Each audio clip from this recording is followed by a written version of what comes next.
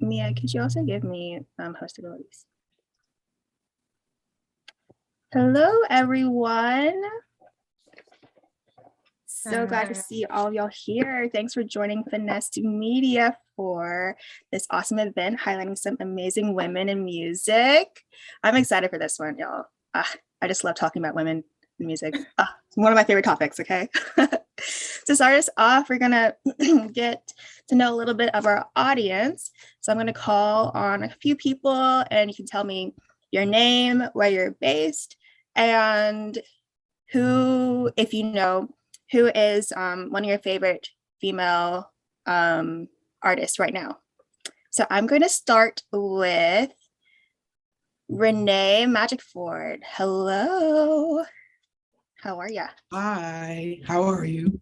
Doing well. Excuse me. I'm Renee. I'm from the Bronx. And my favorite artist right now, female artist, would probably be Erykah Badu. I feel, Erica is something otherworldly to me. Yes, I love it. Let's go with, Taisha Coley. I have not seen you before. Hi. No, this is my first time joining, but welcome. Thank you for being here. Thank you, of course. Yeah, I mean, I'm doing great. It's a great day. I hope everyone's doing well. I'm from New Delhi, India, but I've come to Boston last year to study at Berkeley. And it's been fun. My favorite female artist right now would be, I think, I've been listening to a lot of Leanne Lavis. So yeah, she's awesome.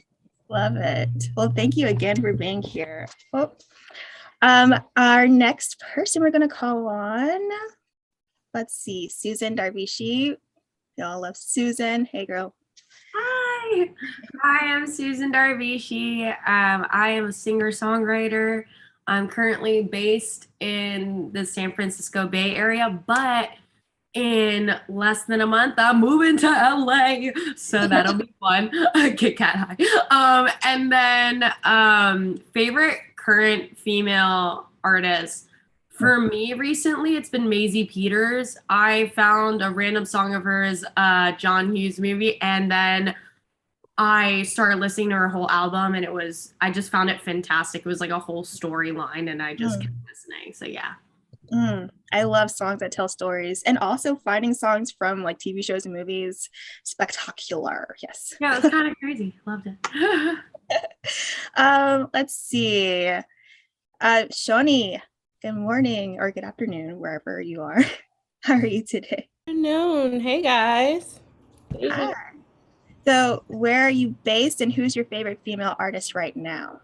Oh, I'm based in New York City, and my favorite female artist right now, dang, it's so many. But I would have to say Cleo Soul. I really, really love her. It's just her music just puts you in like a warm, like healing place. It feels like somebody's giving you a hug. So I really love Cleo Soul. Heals the soul. Cleo Soul heals the soul. I gotcha. All right. Thank you for being here. Let's go with Alejandra. Hi, I love your background. It's really... Thanks. I'm a French teacher, so I have to have the Parisian. So yes, my name is Alejandra. I'm based in Mexico, and right now my female artist will be CL. She's a Korean rapper. Yes. She, for a while, has been a sort of like independent rapper. She's amazing. And well, she has been a really amazing inspiration for me, especially for the female empowerment and all the subjects that she's really coming to surface. She's amazing. I second that. I think she also performed at Coachella with like Jackson Wang as well. Yes, and with 21, I was crazy because I love them. So yeah, she's amazing. Yeah. That was awesome. Well, thank you for being here. I'll call on a couple more people. Anam. Oh, hi. Hi, I'm Anam. I'm in Canada. And my favorite female artist at the moment, of all time, is Beyonce. But at the moment, I love Tinashe. I've been listening to her a lot. Yes, we got the queen and then also another queen. Love it. Thank you for being here. Let's go with Angela Mona. Hello. Guys. Hey, where are you based and who is your favorite female artist right now? Oh my god, there's so many. I'm from, by the way, I'm in Riverside County. I'm in a small city, Wildomar, California. Now everyone knows that. It's like all farms and stuff. My favorite, it's a tie between Amy Winehouse and Janet Jackson. So I love that duo. I love it. Well, thank you so much for being here. And it's okay, you're from a small town. We are global at Finessed Media. We got people from Mexico, from Hawaii. One of our speakers is from Hawaii. We got all over French speakers, teachers. So he's probably been in France, something like that. You know, we are global guys. I actually want to hear from some of our panel or all of our panelists right now. Tiana, Shai, we have Jess, and we have, is she here? I don't see our third panelist yet, but Tiana, Shai, who? Simone's in the room. I'm here. What's good, Simone? Gotcha. Hi. Okay, cool. Oh, there you are. I got you. Whew. Lovely to have you. Simone Torres, our third panelist here. But Tiana, who is your favorite? Can they say that's your favorite female artist right now? I don't know if you have any biases or not. I think I personally am one of my favorite female artists because I'm an artist as well. Yeah. And I make like Afro pop style music. I also am really loving Thames right now from Nigeria. Like y'all probably know her from the Wiz Kid song, right? She's one of my favorites right now. She's just vibes all day. Love her. I listen to a lot of Afro pop. Yeah, and you also make Afro pop music. Yes. Yeah. All right. And Jess, what about you? My current favorite female artist right now is Summer Walker. I love R&B and she just speaks to me, and I love her voice. Like, she is so soulful. She's just my favorite right now. Love her voice. And what about you, Simone? Jasmine Sullivan is just my favorite all the time. Yeah. You just feel everything that she's singing, like everything has meaning, everything has intention. It's just, she's my favorite. So freaking true. Oh my gosh. And all her like riffs and runs. Whew, I can feel that in my soul. Exactly.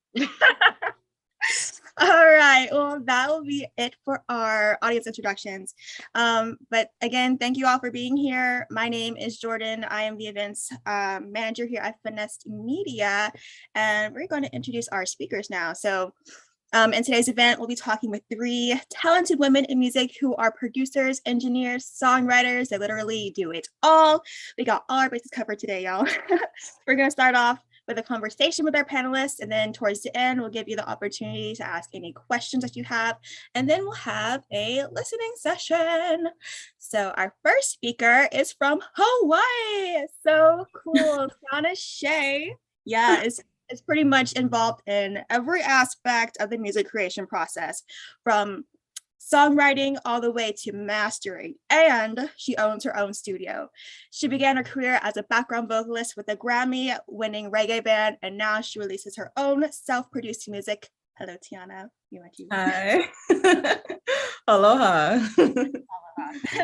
So next we have Simone Torres, a Grammy-nominated engineer and vocal producer out of LA. She's got a lot under her belt, so let me just give a brief rundown of who she's worked with so far.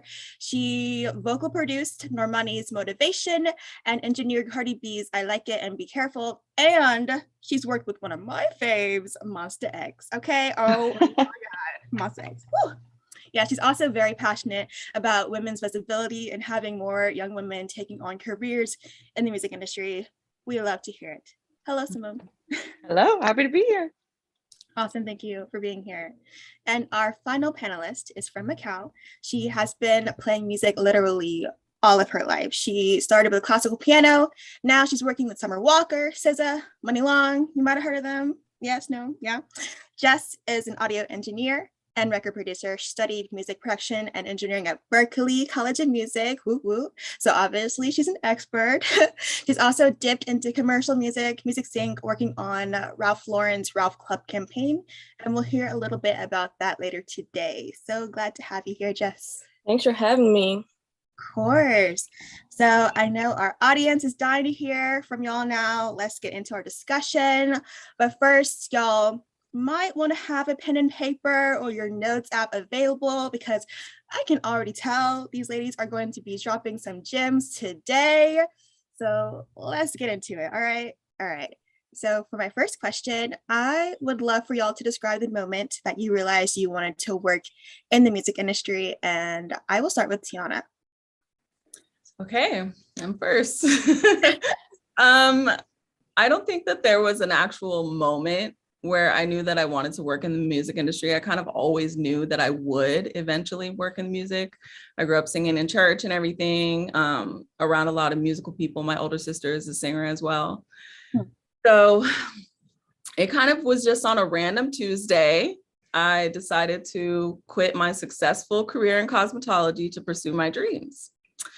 And I kind of never looked back after that. Shortly after that, I got picked up to go on tour with Morgan Heritage, a Grammy-winning reggae band that you mentioned. And it kind of just started from there. So I guess I always knew since I was a little kid, putting on shows for my family. I love that. Did you also play dress up for your shows? Yeah, of course. We built a stage. We had a little stage. I love it. Since the womb, guys. Since the womb. Right. Simone, what about you? Oh yeah, so I started as a singer too. I used to sing in wedding and corporate bands since I was 9. Me and my dad had an entertainment company. So it was always, honestly, since I was little, even before, gigging professionally, like my grandpa would introduce me and I'd do shows for everybody. So music's always been a big part of my life. It was just what part of the music industry I would be involved in, but I knew that my life would be involved with music. I love it. I love it. And Jess, what about you? So like you had mentioned earlier, Jordan, so I started playing piano when I was 4 years old. I'm a classically trained pianist. So when it was time for me to go to college, I decided that I wanted to keep doing music because it's something that I've been doing my whole life. But I knew that I didn't want to perform. I didn't want to be a pianist. So I started looking into like all the different things, like different options I can do for music. And I came across music production and engineering at Berklee College of Music. So I was like, instantly, I was just like, okay, I want to produce and engineer. That's what I want to do. Mm-hmm. Okay, awesome. Actually, I wanted to ask Tiana and Simone, did y'all also go to school for music or no? No, I didn't actually go to school for music. I kind of just learned, I was self-taught from the time I was a kid, you know what I mean? And I was always kind of immersed in the studio, but I never went to actual school for music other than high school and band and, learning to read music and stuff like that. But I never went to college for music. Gotcha. What about you, Simone? I went to Berklee, yeah. And I started at Berklee thinking I was going to do music business. And it wasn't until a little bit later on that I found out that engineering was a thing. And then it wasn't until my last year that I found out that vocal production existed. And I was like, oh my gosh, this feels like what my whole life has culminated in. And so I was like, yeah. So yeah, went to Berklee, same as Jess. Awesome. So it's a fact that there are multiple paths into music/music industry. So take that as you will, guys. So Jess, what does your typical day look like as a producer and engineer? So I actually don't have like a everyday typical like work day because every day is different for me. But I would say like for days when I am recording, it usually starts at night. So most of the time I never know like when I'm working, when I'm recording until like the day of or like a day or two before. So I get the call, hey, can you come to the studio to do the session? And I'll be like, okay, I'll come. And then like, so I'll start working around like maybe like 7 or 8 at night and then all the way up until like 2 or 3 in the morning. So that's a typical recording work day. But on days when I'm not recording, I spend a lot of time at home just like working on mixes and vocal tuning. So I have been like getting into like vocal tuning a lot lately. So I've been like working on that a lot along with like mixes and stuff. Mm-hmm. And in your work days, do you usually work with the same people? Are you by yourself, or you see different people throughout the day? It's different people. Like I work with a lot of like different artists. I've been working with a lot of Sony artists lately. So they have a lot of like artists under them, and like I freelance as well. So it's just like whoever calls me, and then I'll go and do the session. Yeah. But if I'm just like working on mixes and like vocal tuning, I'm usually just by myself. So cool. Okay, awesome. And Tiana, as an artist, a producer, all your title, and also a studio owner, what does your day look like? Because like you own a business, so it would be different, right? Right.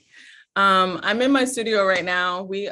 My husband and I actually own the gas station recording studios in Las Vegas. So we have 3 studios in here, a podcast space. We have a learning lab because we actually have a nonprofit organization where we teach engineering and production to kids. We have a photo studio in here, so it's kind of a lot. And we actually just opened the first film studio in North Las Vegas next door. So we have a film studio as well. I manage and run all the admin work for both businesses. So in addition to being an artist, a producer, a songwriter professionally, and running sessions, my workday can look like anything. You know what I mean? One day I might be doing 4 hours worth of sessions with 4 different clients, because I have a lot of hip hop clients that just do hour-long sessions. You know, they come in real quick and do their songs, to me doing 12 hours worth of sessions, to me taking the day off to catch up on admin work, to me writing songs for sync licensing, because my writing team and I have a lot of placements with movies and TV, and we write a lot and produce a lot for that. So we dedicate a lot of time to that as well. So my workday can be anything. I could see 10 people in one day, or I could see none. Oh, that's drastic. So what I'm getting is there's no set schedule for y'all. Okay, gotcha. No, not at all. And Simone, I know you work sometimes alongside like organizations like Moving the Needle. You are really into helping or getting women into music industry, but you're also a producer, engineer, Grammy nominated at that point anyways. So let me know about what your day looks like. Yeah, and so my main things I do is vocal production, engineering, and then writing, and then I have an artist project too. So, and then I also sing on sync music and stuff. So it's exactly what everyone else said. There's no one way that your day is going to go. It's very hard to keep a routine in this career, but it's possible, kind of. But yeah, so sometimes I'm in the studio and I'm just engineering. So for example, I work with Chloe Bailey a lot, and she's amazing, and she vocal produces herself. And so I get to like co-do things with her, but like mainly I'm like just her engineer. And so when I'm working with her, I'm just going to a studio to do that. When I'm vocal producing, I'm going to a studio to do that, but then doing the tuning side at home, because I do all my own tuning and all that too. And I came up in this industry tuning too, because I used to tune for Cucurell for 5 years, and I was his protege. And then when I'm writing, it's just, you know, you go to writing sessions. Sometimes I have sessions at home. This is my little home setup that I have. It's nice to have like a comfortable environment to create in. And where you can have snacks and just create. And then same thing with my artist project. When I'm working on that, I do that from home as well, just because I cut my own vocals and it's so easy to just have everything here. I can be running Pro Tools and doing what I need to be doing. I have some equipment here as well. I have like my CL1B, 1073, all that. So yeah, so every day is different. And then the admin side, thank goodness I'm at the point in my career where I have lovely managers now, but I used to do that for so long. But still, like more so for the admin side for me, it's sponsorships and content and all that kind of stuff that I'm creating, and networking and meetings. So sometimes I'm not even, you know, I'm not working with a person and I'm very just behind my computer. And sometimes just like, it's like they said, you're with so many people. So every day is different, but I think that's what makes it fun. Gotcha. All right. And just to level the field, we had Simone has her home studio. We have Tiana has her own studio building. And Jess, do you have a home studio? Do you go to a studio? What do you do? Where do you work? So there's like a studio that I go to like all the time, but I freelance, so it depends on what I do. If I'm recording, like I have like a go-to studio that like if clients come to me, I'll bring them to the studio, but sometimes like clients will call me and they already have the studio booked, and then I'll just go to like the studio that they have requested. And when I'm mixing or like vocal tuning, I actually me and my roommate, his name is Preston, he has a mixing room as well that we both share, and that's where I'm in. So sweet, gotcha. All right, and when y'all are in the studio, either working by yourself or collaborating with others, how do you collaborate with others? I know you all worked with some really major artists and have your own projects, but what does your creative process look like in either aspect? Simone, do you want to start? Well, sure. So in terms of vocal production, the creative process is I'm there as a teammate with the artist, right? And so it's cool because I love the fact that my background's a singer, and that's what I think has made me have quick success. Because when I tune, I'm tuning like a singer, not just like an engineer and everything. And when I have someone behind the mic, I know we can't be slow. We have to be really fast because they're also going to forget their harmony stuff. Like they're going to start getting more in their head if we take too much time on this. So I think that informs a lot of the decisions I make. But when I'm vocal producing, specifically, I'm the teammate. I'm the person that's translating what the artist says into what that means I need to do technically as an engineer too, because I engineer the sessions I vocal produce. So yeah, so that's collaborative, and same thing with when I'm engineering. It's just all helping the artist achieve something that they're really proud of, right?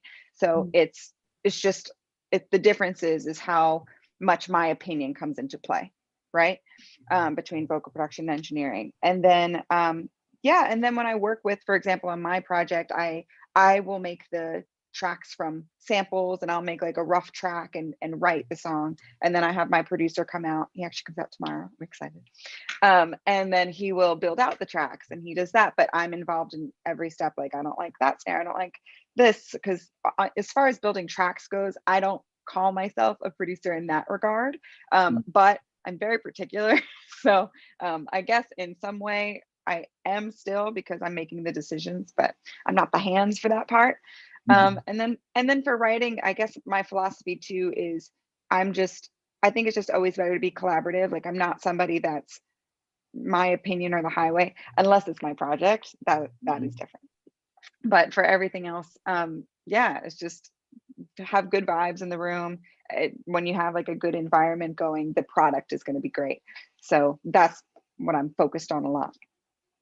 Right. And for all of us in here, all of the artists, aspiring artists, producers, anyone, music creatives in the room, we talk a lot about having like good vibes or good chemistry with people we collaborate with, right? So that's really important.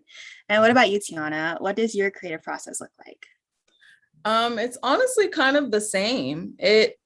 As Simone mentioned, it depends on the artist, obviously, what my role is. Usually, I'm playing multiple roles in the room just because I am oftentimes the only female in the room. And so I have a different take on things than men do usually. So there's a lot of times when I'll be engineering and helping write and doing vocal production during the session and helping the song be produced. Like, it depends on who we're working with, you know? If I'm working individually with an artist, the creative process is usually they come into the studio with their track already ready. They know what they're gonna record. We start recording and we build from the beginning to the end of the song. I like to get all the lead vocals done first and then go back to the beginning and kind of build from there. And I have a few clients where they just give me free reign to arrange everything for them and tell them exactly how to sing it. And then some clients that come in knowing exactly what they want to do. So it definitely depends on who and what we're working on. But it's kind of, you know, it's a vibe. Whatever's clever is what happens. There's a range of options to happen. Right. Yeah. And Jess, what about you? What's your creative process look like? So for me, there is a few steps, a few things that I do every time to make sure that the sessions run smoothly, especially for recording. So the first, and I think one of the most important things that I do every time, whenever possible, is I get to the studio at least 30 minutes earlier.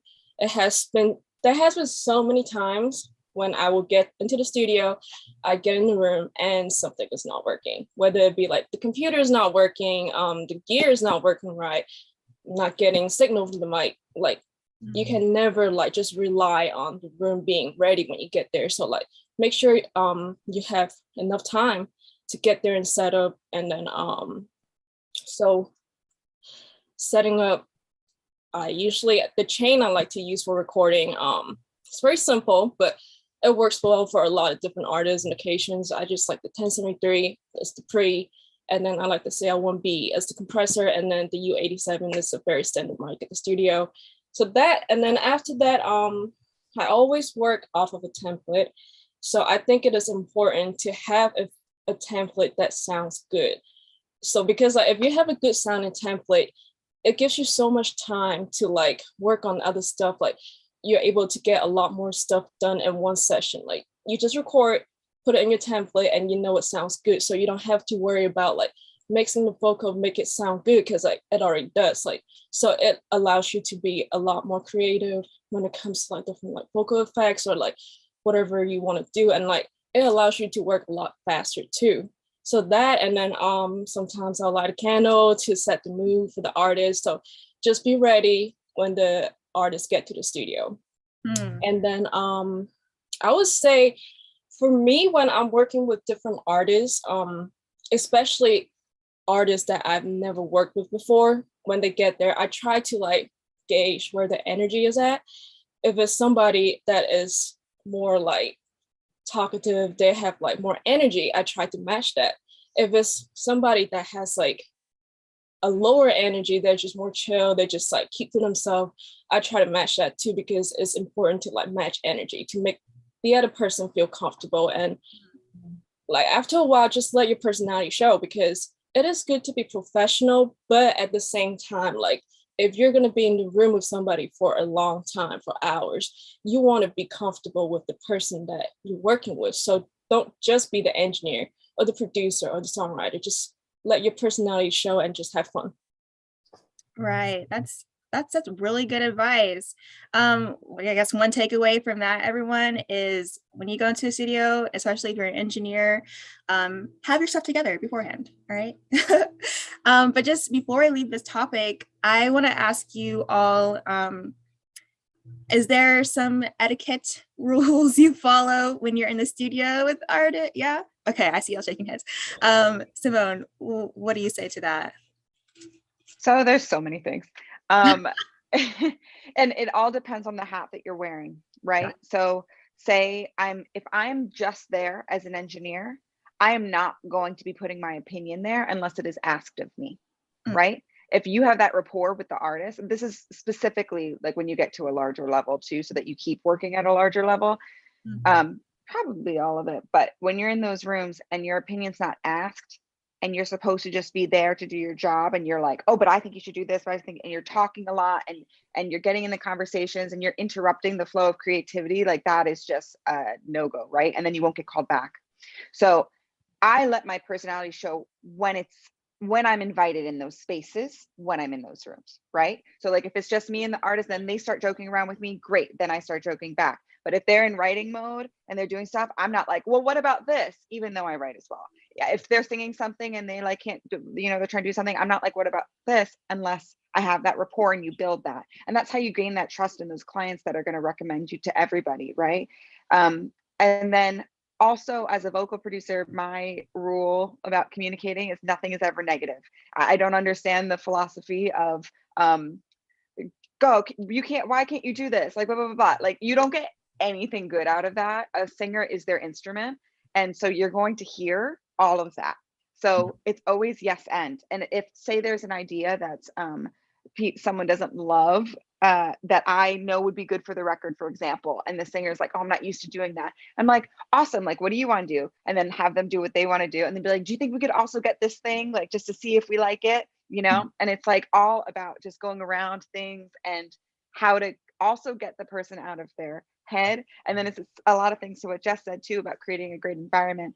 I get to the studio so early every time. When I vocal produce, I get there 2 hours early. And when I engineer, I get there an hour early. And it's the same thing that what you were saying, Jess, like it's making sure that everything is ready down to, I do these things on my Instagram. It's like engineer tips or whatever. And one of like the little things is like, make sure the pop filter doesn't smell bad.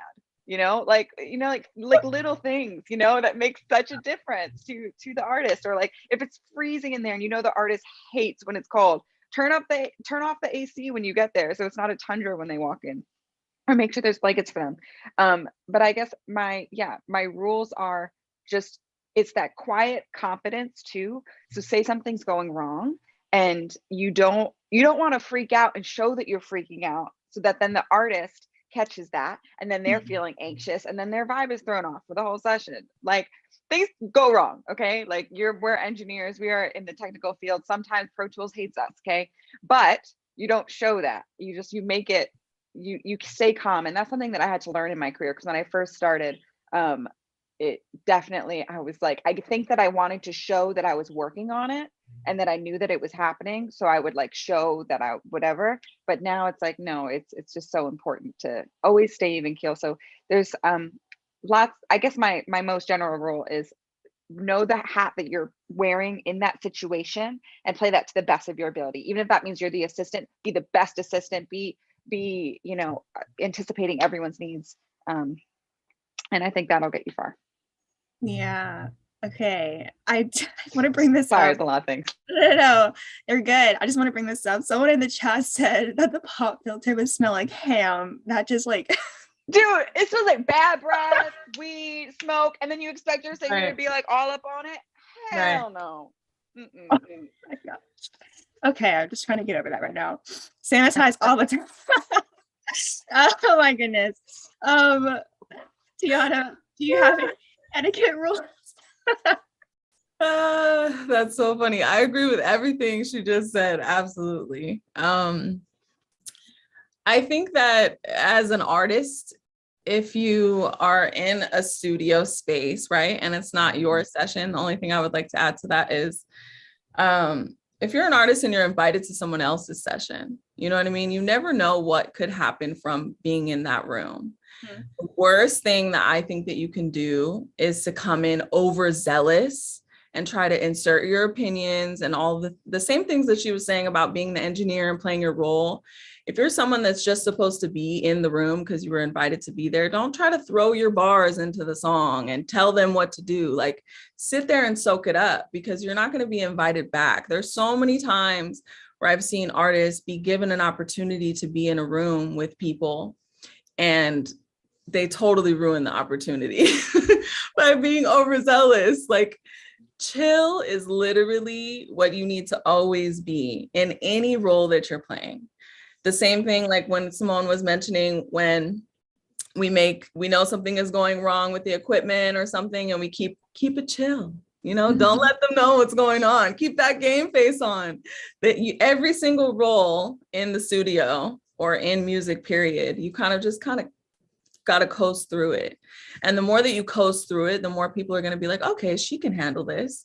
Because as women in this space, we're constantly automatically underestimated. We're constantly automatically assumed that we don't know what we're doing. So don't let them know that something is going wrong. Just, fix it on the low like we do, and everything gonna be good. Period.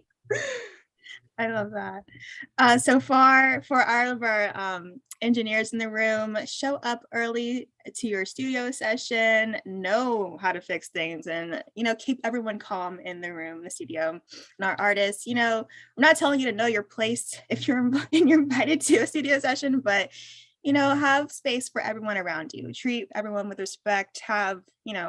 Treat the others like you want to be treated, basically. And Jess, do you have any etiquette rules you'd like to add to that? Basically, I agree with everything that Simone and Tiana was saying. Like, I feel like that's basically everything. Just like knowing your role in the room. Like, don't overstep boundaries unless you're given the permission to do so. And then just don't be negative, because, like Simone said, like, it can really affect the artist or the writer in the room. Like, One thing I like to do is if something is not like,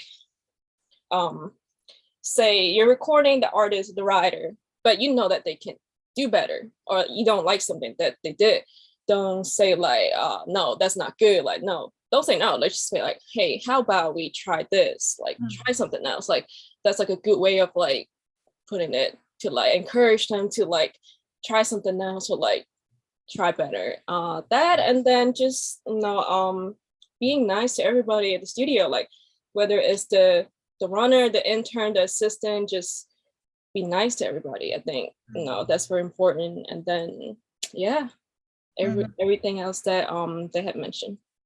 Yeah, being nice and respecting others will get you far in this industry. So keep that in mind, guys. So Tiana, I actually want to shift gears a little bit. Can you tell us about your life as a studio owner? Like, how do you balance being an artist, writing for other people, and owning your own business? I definitely am a professional juggler at this point. I juggle a lot of different roles. And sometimes the balance is a little off, sometimes something has to take precedence. And lately it's kind of been my artistry that has been more so on the back burner. And I've been trying to push it more towards the forefront by delegating certain things to other people and taking some tasks off of me. But I think that I just kind of get in where I fit in. Whatever needs to be done that day is what's going to be on the forefront. And I have put myself on a schedule for my own music, making sure that I am consistently doing it, even if it's less than I would like to be able to be doing. But yeah, I think I'm literally juggling. Every day is a different juggle, a different amount of balls, a different speed, every single day. It's okay. We love multifaceted queens. And Simone, so you're a Grammy nominated engineer. Can you tell us what that process looks like being nominated? Wow. Yeah. So it's funny because my first Grammy nomination, official nomination, was for I Like It in 2018. And it was just honestly pretty surreal for me because I was living in Atlanta at the time, and I lived there for 5 years. This is when I was working with Kook. And from inception of that song and Be Careful and all the other songs that we did with Cardi to their release was like 3 weeks. So like we went and recorded it, and 3 weeks later it was out and like on the radio. And I was like, what in the world? Like, I've never worked on something with like this quick of a turnaround. And so that whole thing was just kind of crazy because also when we got the stems, like J Balvin and Bad Bunny were already on it. So like pulling that up, and I was like, oh, okay, this is gonna do something, like it just felt, I feel like we all have like those moments in our careers when we work on a song and you're like, okay, this is one of those ones. And that was like that for me. And the whole thing was just amazing, honestly. It really like validates the sacrifice that you make to be able to be in this career. Because I started off, I think it's a really important thing when you're starting off, not to put the financial pressure of making money from this industry immediately on it. So like I was working AV jobs at hotels, right? So like my first plaque was that Camilla album that I worked on, and I tuned that for free because they had already spent budget and they were like, hey, we need help. And I was like, sure. And I helped. And like, then that helps you get other things. And then the Cardi project, obviously, whatever. But I'm just saying, like, it's really important not to put that pressure on. And because I didn't, I feel like that's why I was able to kind of progress so quickly, because I only graduated Berklee in 2015.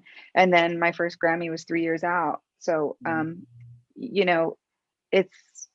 I think it's important. It's not glamorous, it wasn't, I didn't get to stop working those side jobs and all that stuff until like 2019, 2020-ish. And so it's not amazing, but like I would go and I'd work at a hotel doing AV sound. So like sound for meetings and stuff. And then I'd go be at Rihanna's house, and just like repeat, rinse and repeat. So just I think especially when you're in the beginning of your career, knowing that you're going to have some sacrifices, still respecting yourself and not getting taken advantage of, for sure. Like, it's very important to recognize the situations where this is true opportunity for me to, you know, make a sacrifice, whatever. And then people that are just trying to take advantage of you, because there's a lot of both, right? And so it's important to try to have those glasses to see that. But yeah, it was pretty darn surreal, that whole Grammy experience, and it was great. Y'all, mental health is very important in this industry, guys. Everyone in here, please take care of your mental, and also in your own careers. It's not always a straight path. You'll probably be working those AV jobs, or like even, you know, doing the side jobs, doing things for free, but that'll also help you get to where you want to be in the future. And always, I speak the truth, and everyone will be Grammy nominated in the future. Okay, look out for that. And Jess, for you, I know you've worked with some huge artists like Cardi B and SZA, but you've also worked on like commercial productions as well, specifically the Ralph Lauren campaign. Can you tell us a little bit about that, like working outside of mainstream music and in more of a sync area? So in my own experience, there isn't really like a huge difference working with artists and sync. But I would say the main difference for me is the deliverables. So when you're working with artists, it's very simple and straightforward. You record, give them a rough mix, and then send them a bounce. That's straightforward, simple. But when it comes to sync, it's they're a little more particular about like the deliverables. Sometimes they would want like different like versions of the song, like different arrangements, like vocals to be placed differently, like just different versions of stuff. So you just have to make sure that like you give them exactly what they need without like any mistakes, because they need what they need. So like need to be like just like precise with your deliverables. Gotcha. Sync place or music supervision, sync is another opportunity for all of you artists in here as well. And we have a couple more questions left, but for all of our aspiring producers, engineers, vocalists, music creatives in the room, what is one piece of advice that you all could give them when working towards their music career goals? And I'll start with you, Tiana. One piece of advice that I would give to aspiring artists, engineers, producers, as women, especially because I see that the room is full of a lot of women or people that identify as women. And I feel like the main thing is bring your own chair. Because a lot of times there is not a seat for us at the table. And a lot of times we have to scooch our chair up and wait for people to move out of our way and realize that we belong there. So I literally say, bring your own chair, make a way for yourself. Don't wait for somebody to make a way for you, because it's, as we know, it's said in the description for this event that we make up a very small percentage in this industry. And in order to change that, we have to make the room, we have to create the space, we have to create the room ourselves. So that's the biggest piece of advice that I would say, because that's the main thing that I've learned. Y'all, not me thinking that Tiana said, bring up a chair, your own chair to the studio session. I thought it was real at first, that's why I laughed. And then I was like, oh yeah, no, that's amazing advice. I thought you said there. There's no seat for us there, for real. There really isn't. A lot of times there's not. Yeah, you're right. And Simone, since you are speaking now, what are your thoughts on this question? So I echo what Tiana said. That is great advice. Something that I always say is I think that as engineers and people that are in the technical side of things, sometimes as a vocal producer, as an engineer, as a writer, whatever, we'll think that our technical ability will get us where we need to go. But your technical ability and your talent will get you in the room, but the way you treat people and the way you make people feel is what will keep you there or not. So I think it's really important not to lose sight of that, because you're creating and you're making music, and that should be a really fun thing to do. So I think just don't lose sight of that. I always say that to people coming up, because especially when I was, well, I am a singer still, but when I was coming up, one of the reasons I got into this was because of how I felt like it was so just a boys club. I would never work with a woman engineer ever. And I felt like my opinion didn't matter. Even though I was an artist, my opinion didn't matter. Anything I said, they would just be like, oh no, you don't know what you're talking about. Like when I'm talking about what I'm hearing, right? And so it's, it doesn't matter if they don't have the vocabulary, right? They know what they're hearing. So just whatever level it is, just treat people really great. And that'll get you farther. Simone said, y'all, if you've never worked with a woman engineer, work with one. They might surprise you. It'll turn out some greatness, okay? Some good empathy there we got. And Jess, what about you? What's one piece of advice you'd give? I would say one thing that had worked out very well for me when I was starting out was to never be afraid to reach out to people.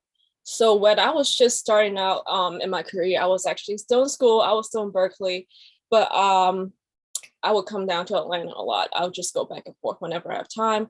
I'll come down to Atlanta to work, to intern, all of that. So when I was in Atlanta, I had reached out to a bunch of people that I looked up to at the time. I reached out to DramaBomb, I reached out to Dallas Austin, and I reached out to Leslie Brathwaite.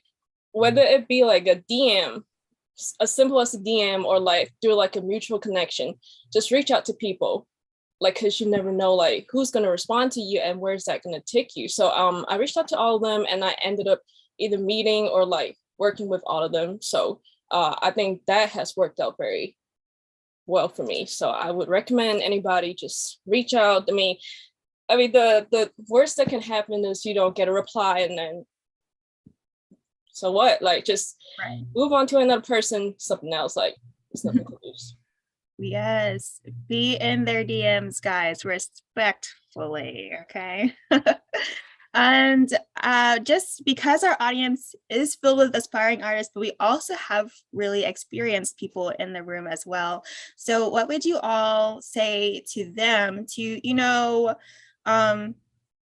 how to like jazz up their artistry or careers going forward? Simone, what do you think? For experienced artists? Experienced artists, engineers, producer, yeah. So for artists, I would say make sure that I always tell artists I think it's important to know like the basics of engineering. I'm not saying become an engineer, but know the vocabulary so that whatever room that you go into, you can communicate well, even if the person isn't as like going to be a translator for you. So like understand what compression is, understand what delay, reverb, EQ, what all these things do, the saturation even, so that just like the basic things, Google them, spend some time, have that in your toolkit to be able to say, this is what I'm hearing, and this is what I don't like, or this is what I want. And then as far as engineers go, start to pay more attention to the room and doing little extra things. So like something that Jess said earlier is that sometimes she'll bring a candle. Yeah, I always bring candle, Palo Santo, because Palo Santo is pretty universal, or sage, and make the environment good. If you know that the artist's favorite color is like a certain thing, put the lights to that before they come in. Like just like the little things that show you care. Like make sure there's blankets there if you know that they get cold, or like one thing that I did when I was working on Jesse's album, she would come in heels, but then want to sing barefoot or like without heels because you get more, solid ground when you're singing. So I bought a pair of socks and brought them for her. And like, she was so excited about that. It's like little things, but just pay attention.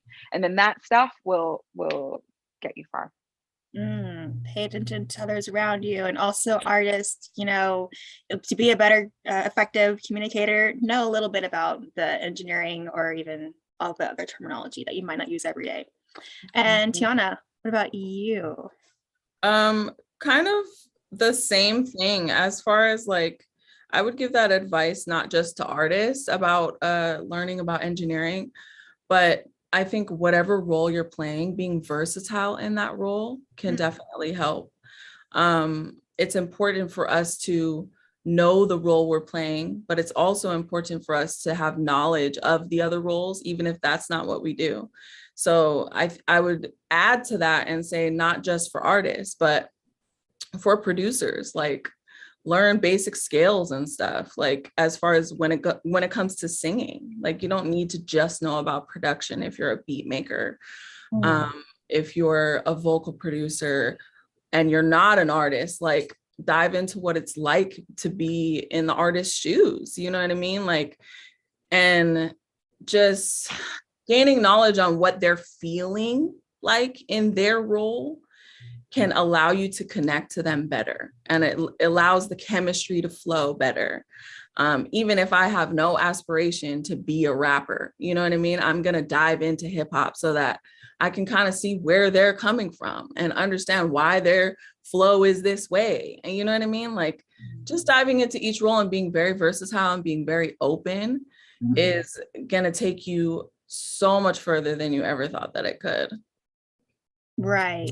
So being multifaceted, knowing lots of things about different roles in the music industry will put you further, help you just be a better creative overall. And Jess, did you want to add anything to that? Sure. I think that it is for somebody doesn't matter if you're just starting out or if you're experienced, but more so if you're experienced. I think it's important to stay open-minded, no matter what role you play in the music industry. There has been so many times I've been in a room with different people, producers, writers, artists. There was one time I was in the room with a producer. He's had like success in the past, and he's working with this artist, and then in his mind, he just have like a certain sound he wants for the artist. But he is so like stuck in his mind about like, okay, this is what I see, this is what I want. But oftentimes like you can overlook what the artist is really looking for. So be open-minded with like stuff like that. And also I think also be open-minded to like what's current and the new sounds and like stuff that's going on, especially if you're a songwriter, if you're a producer, or if you're an engineer. You want to be aware of like, okay, what's new, even if it's something that you're not going to listen to every day. Just like listen to what's going on like a few times. Just like make sure you know what's going on, because you want to stay current, you want to be aware, you want to like stay on top of the game. Yeah. Exactly. Yes. Be aware of the ever-changing music industry because it's quickly changing, like right in front of our face. Y'all know what the metaverse is, guys? Learn about it, okay? But that concludes our discussion portion of the event. Thank you so much, Tiana, Simone, and Jess for just giving all of these amazing gems to all of us and me, because I'm learning every day from everyone that I meet at these events. But first, before we move into our audience Q&A, if you've learned something, if you support women, if you love music, unmute yourselves, give us a whoop whoop, or you heard me. Yeah. Let's go. All right. Thank you, little straggler.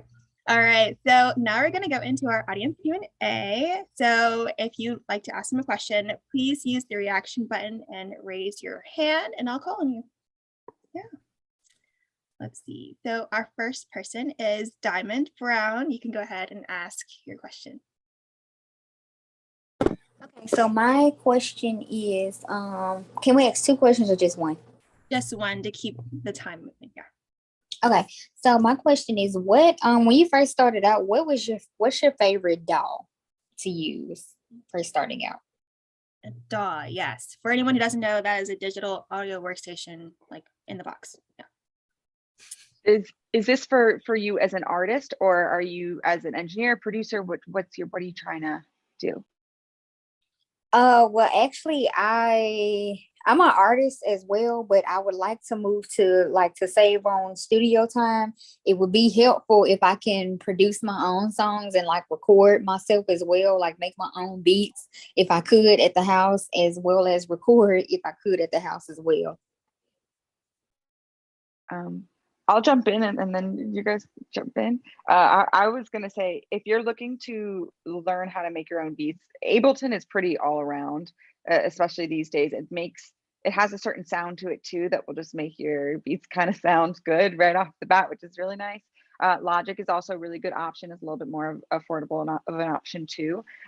Pro Tools is more so if you're trying to get into a little bit more of the technical side, I would say. But if you're trying to be all around and make your beats and record yourself and do all that, I would say Ableton or Logic? What do you guys think? Oh, okay, I'll go ahead first. So to me, it's always been Pro Tools for recording, engineering, and then Logic for production.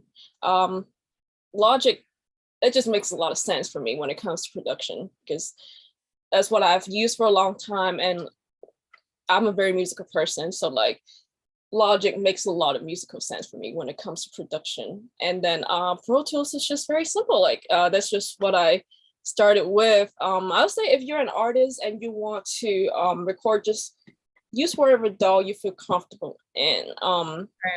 If you want to use like Pro Tools, like you can simply like look for a template, like something that works well, and just like record. Like it's pretty straightforward. Yeah. Or if it's like Logic that you feel comfortable in, like use Logic. Same. I think whatever you feel comfortable with. I started out with Logic for just tracking vocals before I actually knew what I was doing, making beats in Logic and recording vocals. And now I use FL Studio and Pro Tools. So it's kind of just like, as you grow, you might change your DAW. I think that Logic is a good starter though, because it's really user friendly and you can do everything that you're saying you want to do all within that DAW. Mm-hmm. Yeah, so you have a variety of options: FL, Logic, Pro Tools. I even see GarageBand in the audience. So yeah, thank you, Diamond, for asking your question. I hope it answered it. And we're gonna move on to Kat. Hello, what is your question? Hi, my name is Kat DeLuca. I'm a singer and songwriter, and something that I've been struggling with a lot lately has been imposter syndrome. Like recently, I just wrote a song. I wrote the bass line for the song, and then I brought it to a producer, and I was like, this is all I can hear in my head is like, here are the lyrics, here's the melody, and here's the bass line, build it around. And then the song came out, and I loved it. And then I kind of took away my own credit by being like, well, he made the rest of it. Like I only had this bass line and he built around it. So I guess like how, if you've ever experienced imposter syndrome, like how do you kind of navigate that and how do you push yourself through it? Good one. I'll speak because I dealt with imposter syndrome a lot, for sure. And I think honestly, I think we all do in this industry, especially when you're the only one that looks like you in an industry too, that's around a lot of the time. It's really easy to. But I think realizing, even honestly these days, people will say to me, Simone, you're a mix engineer. And I'm like, I'm not a mix engineer because I haven't dedicated my life to becoming a good mix engineer like I have done vocal production, like I've done whatever. But they're like, but you've mixed all these success, whatever. And I'm like, okay, I don't know. I still won't say that I'm a mix engineer, but it's imposter syndrome, right? And it's just like what you were saying, like you were a producer on that track because you brought the bass line, right? You wrote it, you brought the bass line. Like, don't take that away from yourself. I think it's a lot harder. I think this is also a little bit of a gender thing a little bit, because I feel like in my experience, it's a lot easier for guys to say, oh, I'm a mastering engineer when they know what ozone is. Or I'm whatever. And it's just like, no, but like we won't say something, we're great at something or we do something until we feel like we've mastered that thing. But I think it's removing that and saying, no, I did that. I am grateful for what I'm bringing to the table and I'm adding value. If you didn't bring that bass line, if you didn't write the song wouldn't exist. Right. So you are a producer of that song. And I think honestly, it takes conscious effort, but just continuously giving yourself credit where credit's due, even if it's not in front of other people yet. If you tell yourself that, like, and you start to build that confidence, it'll get better. Yeah, for sure. Yeah. First, also, I love your makeup, Kat. Very beautiful. But know your worth. If you did something, shout it from the rooftops, especially us women and non-binary people. You did that. Literally, you did that, okay? All right, we have time for a couple more questions. So Angela, Mona, what's your question? Hey, y'all. First of all, thank you for speaking up about all these things. Huge respect for what you all do. No BS. Like, we gotta appreciate this because we're in that golden age right now of all this because we didn't get to have these things before. So, as an artist, singer, songwriter, I wouldn't say I'm a producer, but I'd rather like work with other more experienced producers in the studio. How would you handle working with people that don't know what they want? Because there have been times where it's just so frustrating. Like they don't, the artist in the room, the producer probably like they might know what they're doing, but they just don't get the vision. Even when you explain and you give references and you just elaborate the best you can with how you want to direct your art. Um, they just don't know how to approach it. They don't know what they want, and it just leaves you thinking, oh, what should I do in this situation? Like you want to be a leader, but you also don't want to be rude and disrespectful, like you guys said in the studio, like how to be in the studio. So how would you approach a situation like that? I think that coming with examples of similar, because a lot of times we create our own sound, right? So it can be hard to explain to someone the sound. Like my personal music is definitely a fusion of like 50 different genres put together because we kind of created it to sound like me. So I think that it's hard to translate that to people sometimes. But when I mention something that is even remotely a piece of what my genre is, like WizKid, when I mention WizKid, people pick up on that. Coming with examples already in your head of how to translate that to someone, because they might understand that in a way that is like not even directly for what you were trying to explain to them, but it might make it click for them. You know what I mean? And then also like, it's okay to realize that that's not the producer for you, or that's not the engineer for you. It's okay to test the waters and see how your chemistry is with someone, because your chemistry in the studio is so important. So if you come to the realization where, you know, we're just not a good match, just like dating, like that was a fun date. It was cool, but it was a little awkward. It wasn't really like what I wanted. You know what I mean? So I'm going to move on and date someone else. And it's okay to move on to a different producer and engineer until you find the right fit. And sometimes the journey is long and hard, but when you find the right one, it is worth it. Trust me. Gotcha. Okay. Awesome. I hope that answered your question, Angela. Thank you. Yeah, thank you. Thanks. And we'll have one more person, Taisha Coley.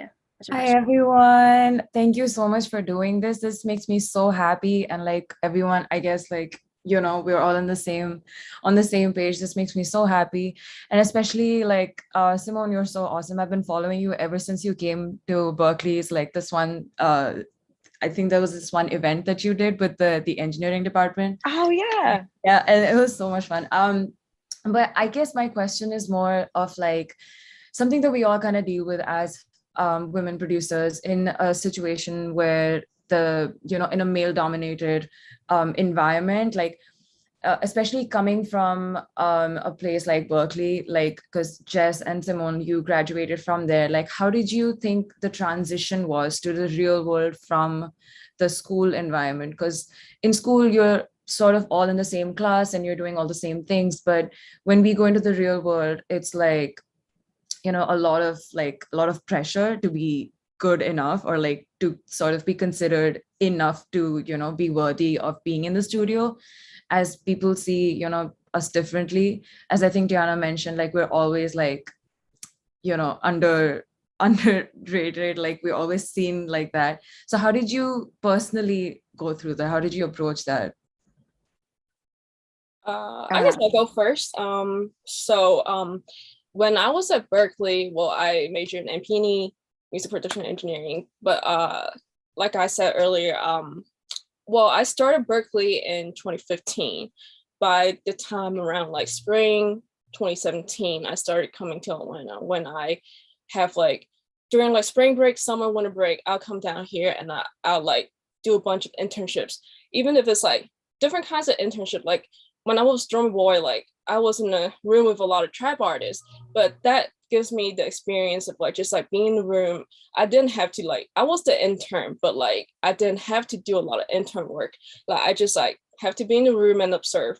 And then a bunch of other like internships in Atlanta. And then, but when I was in Boston, when I was like just like in class and school, everything. Like I also went to like different studios in Boston just to like intern and just to be in the room, like be in the environment and just like get accustomed to it. And also I never really like, when I'm at the studio, I never really like be like, hey, like I graduated from Berkeley. Like if the conversation comes up, like then okay, well yeah, I graduated from Berkeley, but it's not something that I just like kind of like talk about a lot. Just I think like being at Berkeley is really good for like, you know, like what you study. I learned a lot for like engineering and production, but in Atlanta specifically, we work with a lot of vocals and just like vocalists and artists and writers.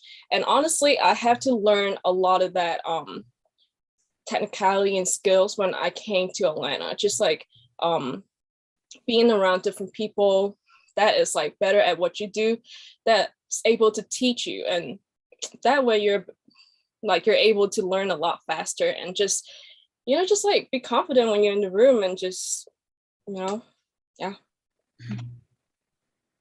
Yeah, I'll remember one more thing. Yeah, I think I agree with everything that you said. And also, I think it's really important to know that your education started with Berkeley. It does not end with Berkeley, right? So it gives you a starting off point. I feel like, honestly, I really started my learning after Berkeley because it gets you to a point where you can, okay, now your foundation is there. And then to learn to get to a new level, that's work that you got to put in from even just doing sessions with people. Like you learn on the job at that point, which is amazing. And I think knowing your value, because even at Berkeley for the engineering program, it's hard to get into one. And like, especially like as a woman, it's a lot better now. Like, but it's a lot of guys being like, oh, I've been doing this for years. I've been doing this forever. And I'm like, well, I don't know anything. I'm just interested in this and I want to learn this. And so but then a point will happen where, because you're studying all the time and they're like, you know, think that they know everything. And then you end up ahead, right? Because you're putting in that work. So I think trusting that point will come and that your experience is valid too, because you're bringing something different to the studio than they are. Like your experience as a woman, as whatever that you're bringing to the table is all super valid. And it's different.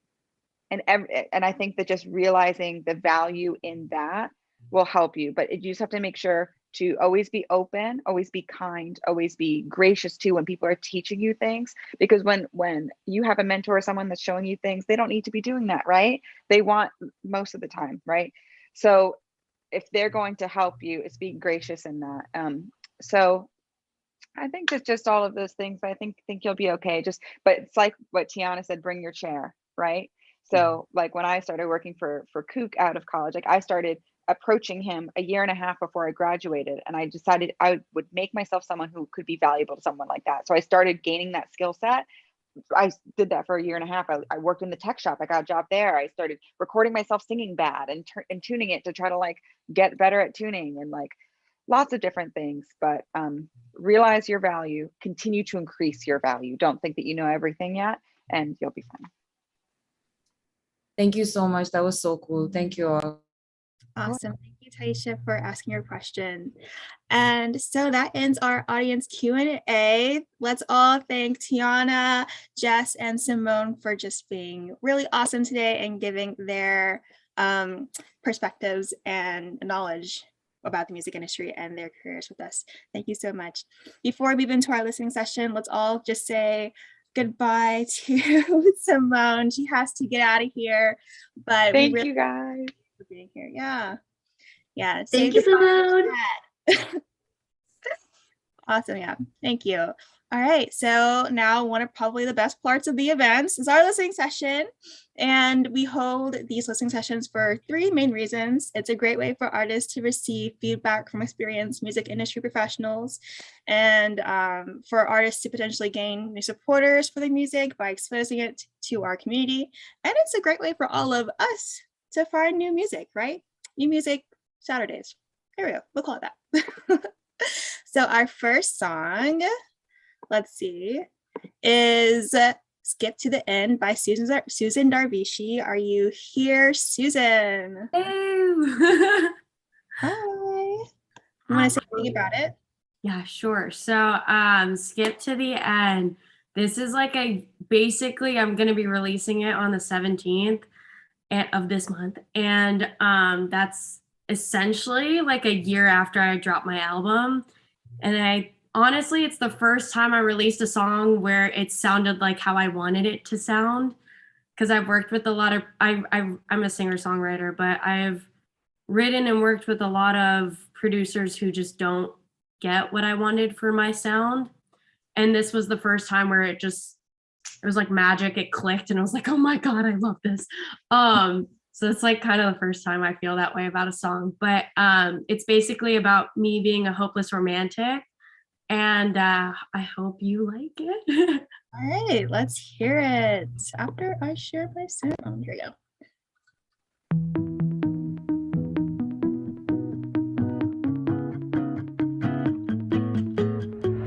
Cobblestones, garden roses, and pretty views. We were walking down the road, thought I was your muse. Like a ghost, you were gone soon as I thought of you. Oh, I wish you knew.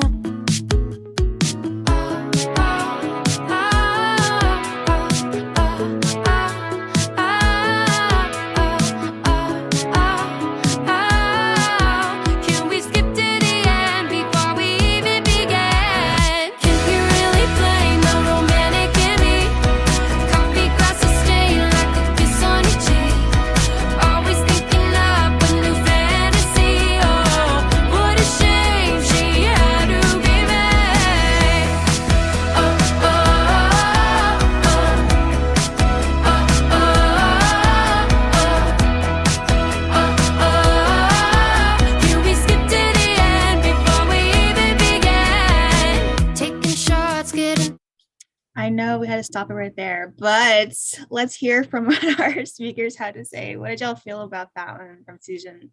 I love it. It sounds amazing. It even sounds great coming out of the computer speaker. So like, there's not a lot more I can say to it. I love it. Like, it's very catchy and very simple. Sounds great. Right. I agree. It sounded really good coming out of the computer speakers. And I love the cadences that you chose. I love the tone of your voice. I think I was like, I want to go listen to the rest of it. I was jamming over here. It sounds and good. There's which thank you so much, by the way. That makes me so happy. I'm like kind of geeking right now. And then I produced, like I used to do producing for film and TV. I like for the first time wrote a script and like did a music video for the song, and that comes out the 30th. So this drops the 17th. I'm just really excited about this. We're all excited for it to come out. Thank you, Susan, for sharing your music with us. And you can find all of the songs we played today in a playlist, and we'll link it on the contact sheet. All right, let's get into the next song. It's by Angela Mona called DramaBomb. Angela, are you here? Yeah, I'm back. Awesome. And would you like to say anything about your song? So it just came out. It's a very personal song, I'd say. It's chapter 4 to my series. I have a music series, a whole timeline set out with different characters, and so this chapter focuses on me as the host and my characters encountering family drama and going through a generational series of drama and just having to handle with people that put insecurities onto you because of their inner problems. So that's why it's called DramaBomb. And I took inspirations from Adventure Time, Final Fantasy, because I'm really into video games, cartoons, and all that. And I'm like, okay, let's name it DramaBomb after this character from Adventure Time, and let's just write it out. And I wrote it when I was 19, and I'm like, I had to reproduce it at some point, so I finally did last year in December, and we finally finished it, so it's off my chest, and I'm just slowly healing. So I'm very thankful to share it with you guys, because it means a lot. We love to hear it. Now let's hear it. Here we go. You don't know me, but you killed my time, my pride. Yeah.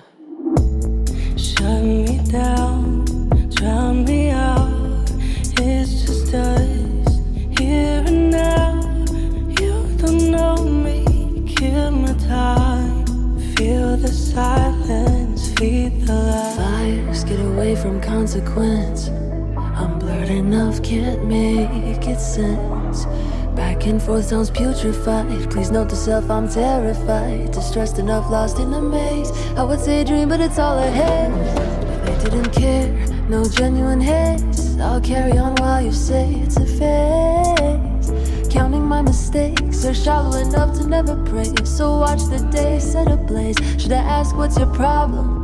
Or should I listen to what it is? You don't know me down, drown me out. It's just us, here and now. You don't know me, kill my time. Feel the silence, feel the light. Drama won't take you further. Why won't you leave me? Why can't you see me? Why won't you ever ask how I'm feeling? You selfish prick. I don't know how to stop, but it's great. What did y'all think, Tiana and Jess? I really like it. It actually sounds very different from a lot of music that I have heard. I love your voice. Like, it has a very different tone to it. Like, it gives me out of like dark fantasy vibes. So I'm totally digging it. And even the melodies, like I love like the melodies and different cadence that you've used. Like, it gives me vibes. I like it. Right. I love how you have like it was kind of like an eerie vibe going on, you know? I agree. It's very different. It sounds very different. I love it when people create their own sound. Like I can hear pieces of different sounds in there, but you definitely have your own sound. So I appreciate that 100%. I like it. I think it sounds good. I can hear it in a movie, you know? Exactly. You need to try to get that place. Because you could definitely hear that in a movie. Yeah, of course. Thanks. All right, Angela, looking to sing placements, okay? All right. Thank you for sharing your music with us. Our next artist today is Amanda Lee HEDONA. Are you here today with us? Hi. Okay, awesome. We have Swimming by Amanda Lee. You want to tell us a little bit about it? Sure. So I just had it finished mixing last week, so it's not mastered yet. But this is the first song that I've finally finished after 2 years of starting production.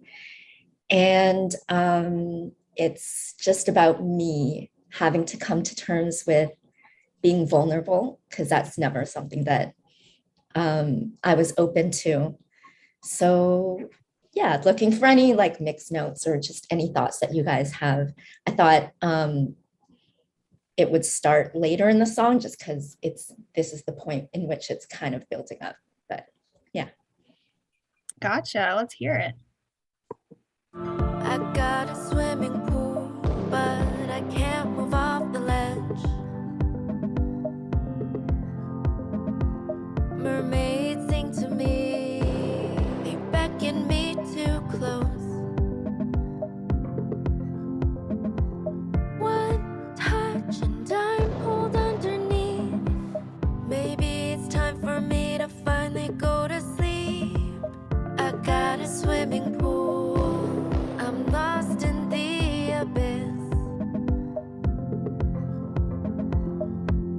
It was death by drowning. Was death by drowning.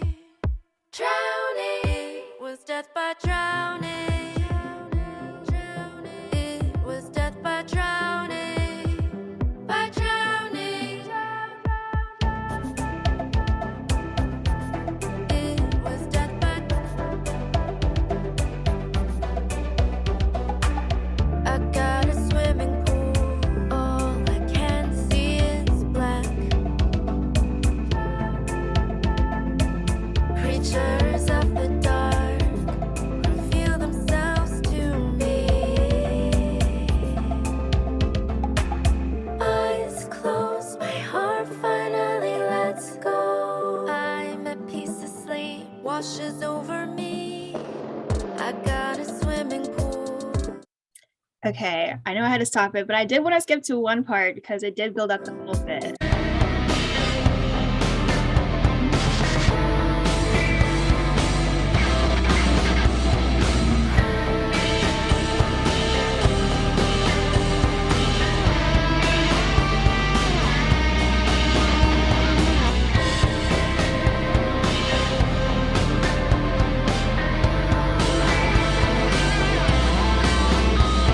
just to give y'all speakers a better picture of her song. So what did y'all think? Love that. I love that guitar, whatever that was. Did you produce that track? Yeah, I produced, wrote, and sang it. The guitars were from someone else, a friend of mine. Bill, you placed it in there in the right spot. Thanks. Yeah, I love that. I think like the transitions, as far as it starting with the I got a swimming pool and then climbing all the way to that, is super dope. As far as you said that you were looking for mixing tips, the only thing that I heard is that the vocals are a little bit dry to me. So I would look into making them a little bit more wet. And then maybe blending a little bit more as far as the backgrounds. But yeah, I think it sounds good. You're definitely on the right path for that one. Yeah. Oh, what did you think, Jess? Yeah, I agree with everything that Tiana has said with like the vocals leading. I think your sound is off. Oh shit! Can you hear me? I can hear her. Yeah. Oh, okay. Yeah. Wait, is my I sound agree. off? Can y'all hear me? Yeah. Yeah. Yeah. So I agree with everything that Tiana has said with like vocals, maybe probably needing a little more like. I think you're having a little bit of technical difficulties, Jess. But we're gonna move on to our next artist. But thank you, Amanda, for submitting your. Y'all can hear her? Yeah, we can hear her. Yeah, I can hear her. Oh my gosh. Okay, gotcha. I can hear you now. Okay, well, I'll just finish real quickly.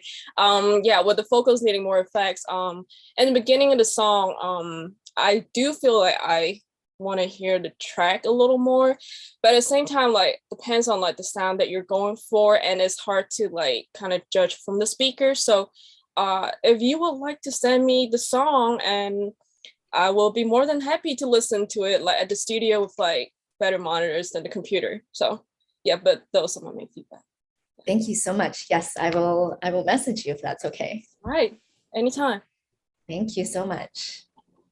Sweet. All right, so our next artist is Queen Mars. Queen Mars, are you in the building? Yes, what's up? Hello, we have 2K Baby by you. You want to tell a little bit about it? Yeah, so this is a track that I wrote and produced. It's a demo. It's still a work in progress. I'm still like kind of figuring out where I want to go with it, or even what I want to do with it, because I don't know if I want to release it myself or possibly pitch it to another artist. But I'm just genuinely like curious to hear thoughts, and you like feedback you're able to provide is appreciated. So all right, let's hear it.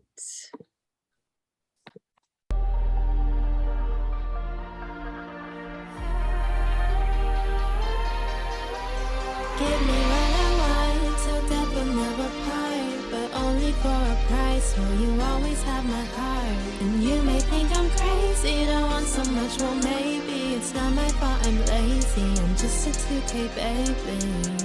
He asked for a Bobby, got a press off, with a juicy little booty in the back, yeah. That low on me cause I run him like a track star. He keep coming cause I keep that baby fat on. Lip gloss popping, bossy bitch, I'm on the map, yeah. Out that boardwalk with these technicolor stacks, yeah.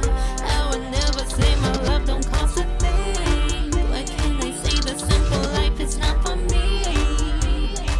You can touch, you can play. If you pay, I'm always yours. Give me what I want, so that will never part, but only for a price. Will you always have my heart? And you may think I'm crazy, don't want so much, well maybe it's not my fault, I'm lazy, I'm just a 2K baby.